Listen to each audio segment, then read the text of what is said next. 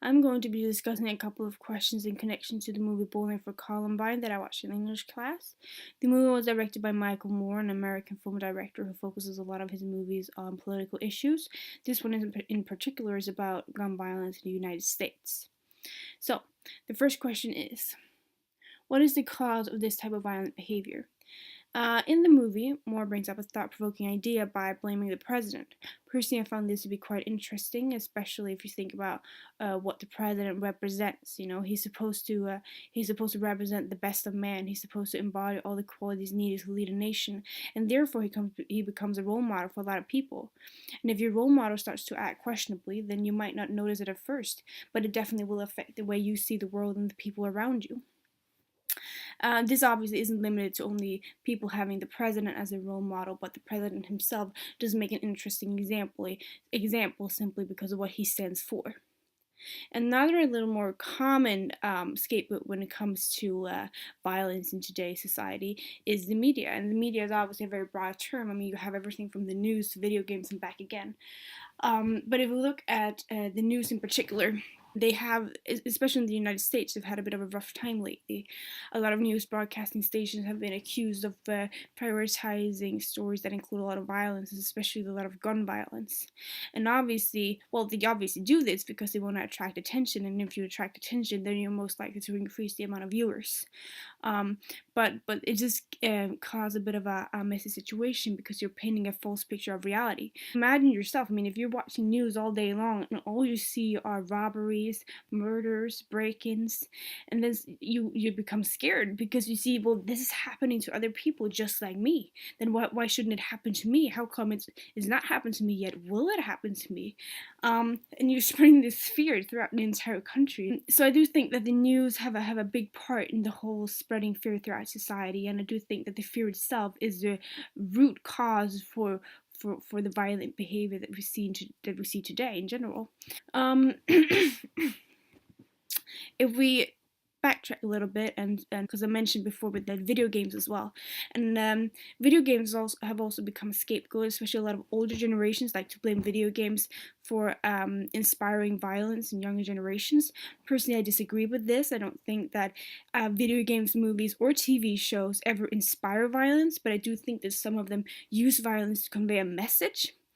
Of course, there are always exceptions, and I'm not saying there's not, but I do think that today, well, anyone should be able to separate right from wrong, no matter what kind of video games or TV shows and movies you're watching or playing. But there have been an interesting study made by, I'm just gonna read here, some researchers from Columbia University and Mount Sinai Medical Center. They discovered that adult citizens that watch more than 2 hours of TV a day are more likely to develop violent nature. So there just seems to be some kind of connection between the amount of time we spend online and the personality we'll later sort of develop, which is quite interesting. But this study doesn't specify genre or anything like that. It's just the amount of time spent online. So there do need to be made a little bit more research before we can draw any proper conclusions.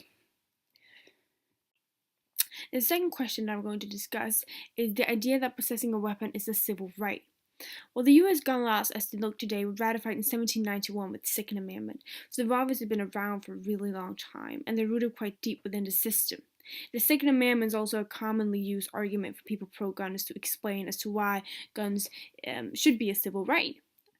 A fun fact about the Second Amendment, though, is that according to Michael Waldman, professor at the New York School of Law, the Second Amendment says nothing about an individual right to bear arms.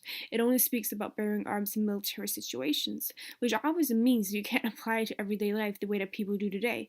Another fun fact, well, it's not really a surprise, honestly, but the Second Amendment, as I said before, were ratified in 1791, and the gun laws, as they were created in 1791, were obviously adapted to the way society looked in 1791. Obviously, society went through a lot of changes, and I think that you can just move the gun laws as if they don't have to go through changes as well seems a bit illogical. So to me, the gun laws, well, the Second Amendment seems a bit outdated. Another reason or common argument that people use in order to explain why guns and possession of guns should be a civil right is protection. People like to think that guns are needed in order, well, to defend yourself and to defend the people you love. According to the NRA, guns are used for self-defense 2.5 million times a year. And their point then is that the cops can't be there for all of them. It's important to keep in mind, though, that it doesn't say where they got these numbers. I don't know how valid it is or not, but we just use this guideline.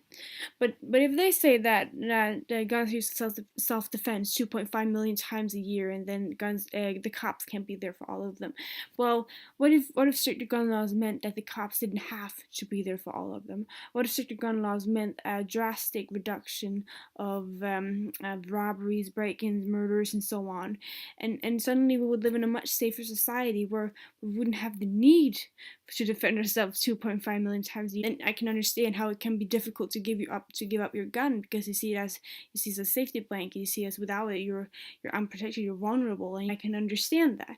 But we shouldn't have to live in a society where it's necessary to protect ourselves with those kind of weapons, because how do you tell the difference between a situation where the guns are needed in order to defend yourself and a situation where perhaps the gun isn't the last option? Because you need to be 100% sure that it is the last option, that you have nothing else left, because at the end of the day, guns are a fatal weapon, and and whether you get killed or the one pointing the gun at you get killed, you still have the same amount of victims. So I don't know if guns really solve the problem. Personally, I don't believe that guns solve the problem. And I also think that when you look at the United States, I doubt that a lot of people really are afraid of losing the gun. They're just afraid of losing the right to own a gun. If you compare it to Sweden, we don't view the gun laws as laws, we view them as common sense. But I suppose that's because it's been a part of our society for so long. In the United States, you're just now going through that development of which way you want to go. If you want to go the gun way or the no gun way. But in the day, we gotta see it from a big perspective. The third and last question that we're going to discuss is what criticism might be given Michael Moore's movie Bowling for Columbine. This question obviously depends on, the answer depends on who you ask. But personally, I thought that he was a bit too subjective on some points. He certainly prioritized facts as favored his side of the issue. I don't want to say he manipulated facts, but he certainly used some slightly misleading facts. For instance, he said that the amount of gun murders a year in the United States was close to 11,000, a little bit over, but in reality it's about 8,000, and this number he got, where it was closer to 11,000, he had included suicides and occasions on which the police fired the gun. This certainly it does result in a more impressive number. There's also a bit of a misleading fact because it doesn't exactly focus on the kind of murder that the movie is centered around.